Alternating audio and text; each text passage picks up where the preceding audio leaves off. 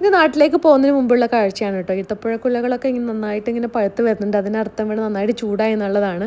അപ്പോൾ ജൂലൈ ആകുമ്പോൾ തന്നെ വലിയൊരു സന്തോഷമാണ്, എന്തായാലും നാട്ടിൽ പോകാമല്ലോ എന്നുള്ളതാണ്. അപ്പോൾ അതിലേക്ക് പോകുന്നതിന് മുമ്പുള്ള ചില നമ്മുടെ പർച്ചേസും കാര്യങ്ങളൊക്കെയാണ്. ഏതായാലും ഒരു ബാഗ് വാങ്ങിച്ചു. കസിൻ്റെ ബാഗ് വാങ്ങിക്കുന്ന ഒത്തിരി കാലമായിട്ട് ആഗ്രഹം ഉണ്ടായിരുന്നു. ഒരു ഓഫറും കൂടെ വന്നപ്പോൾ പിന്നെ വാങ്ങിച്ചതാട്ടോ. അത് ഞാനും എൻ്റെ ചെറിയ മോളും കൂടെ നാട്ടിലേക്കുള്ള യാത്രയായി.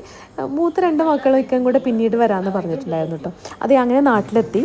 അന്ന് താമസമൊക്കെ കഴിഞ്ഞിട്ട് ഒരു 8 ദിവസം വീട്ടിൽ നിന്നിട്ട് പിന്നെ പോയതാണ്. വീണ്ടും വീട്ടിലേക്ക് തിരിച്ചെത്തിയപ്പോൾ എന്താ പറയുക, വല്ലാത്തൊരു സന്തോഷം. അപ്പോൾ സന്തോഷം പങ്കിടാൻ വേണ്ടി ഇക്കാൻ്റെ സിസ്റ്ററും പിന്നെ ഏട്ടനും വൈഫ് എല്ലാവരും വന്നിട്ടുണ്ടായിരുന്നു. അപ്പോൾ എല്ലാവരും കൂടെ കൂടുമ്പോൾ ഒരു ഭക്ഷണം മസ്റ്റാണല്ലേ. അപ്പോൾ നമ്മളെന്തായാലും യമ്മി ചിക്കനാണ് ഓർഡർ ചെയ്തിട്ടുണ്ടായിരുന്നത്. അപ്പോൾ എല്ലാവരും കൂടെ ഒക്കെ കഴിച്ചു. ഒരു സന്തോഷം. അങ്ങനെ 2 ദിവസം ഞാനും ഉപ്പച്ചിമ്മച്ചിയൊക്കെ കൂടെ അവിടെ നിന്നതിന് ശേഷം ഞാൻ പിന്നെ എൻ്റെ വീട്ടിലേക്ക് പോയിട്ടോ.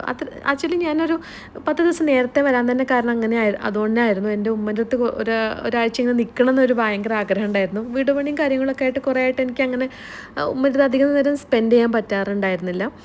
ഉമ്മക്കും പ്രായമായി. അപ്പം ഞാൻ ഉപ്പമ്മൻ്റെ അടുത്ത് നിൽക്കാൻ വേണ്ടിയിട്ട് വന്നു. അതിനിടയിൽ കിട്ടിയൊരു ഭാഗ്യം എന്ന് പറയുന്നത് ഉമ്മൻ്റെ അനിയത്തിയുടെ മോളെ കല്യാണമായിരുന്നു. അപ്പോൾ ആ കല്യാണം കുറേ കാലത്ത് ശേഷം നാട്ടിലൊരു കല്യാണം കൂടുക എന്ന് പറയുന്നത് ഭയങ്കര സന്തോഷമായി. അപ്പോൾ ആ കല്യാണം എന്ന് പറയുന്ന ഒരു ഗംഭീര കല്യാണം കൂടെ ആയിരുന്നു കേട്ടോ. പഴയ കാലത്തെ കല്യാണം പോലെയല്ല. ഇപ്പോഴൊക്കെ കല്യാണം 3-4 ദിവസമാണ്. അതിൻ്റെയൊക്കെ ഓരോ കാഴ്ചകളൊക്കെ എനിക്ക് കൗതുകമായിരുന്നു. അതിനൊക്കെ കൂടാൻ പറ്റിയെന്നുള്ള സന്തോഷം എനിക്കുണ്ടായിരുന്നു കേട്ടോ. നമ്മൾ പ്രവാസികൾക്ക് എവിടെയെങ്കിലും ഒന്ന് കല്യാണം കൂടാന്ന് പറയുന്നത് ഒരു ഭാഗ്യം തന്നെയാണ് കേട്ടോ. അപ്പോൾ അങ്ങനെ ഒരു ഭാഗ്യത്തിൽ ഏതായാലും വന്നു എന്നുള്ള സന്തോഷമാണ്.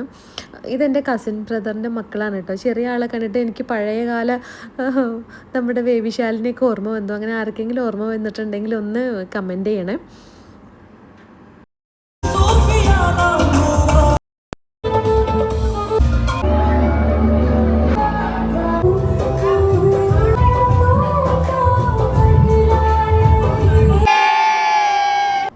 ഈ കാഴ്ചകളൊക്കെ ആദ്യമായിട്ടാണ് എൻ്റെ മോളും കാണുന്നത്. അപ്പോൾ അവരൊക്കെ കറങ്ങിയത് കണ്ടപ്പോൾ എൻ്റെ മോൾക്കൊന്ന് കറങ്ങണം എന്ന് ആഗ്രഹം. അപ്പോൾ അവിടെയുള്ള എല്ലാ പിള്ളേരെയും പിടിച്ച് ഞാനും ഒന്ന് കറക്കി ഫോട്ടോ എടുത്തതാണ് കേട്ടോ. അപ്പോൾ പുതിയ വീഡിയോസായിട്ട് വീണ്ടും കാണാം. നാട്ടിലൊന്ന് ഒത്തിരി വിശേഷങ്ങൾ ഒരുപാട് വീഡിയോസായിട്ട് വീണ്ടും കാണാം. മനസ്സിലാക്കി താങ്ക് യു സോ മച്ച്.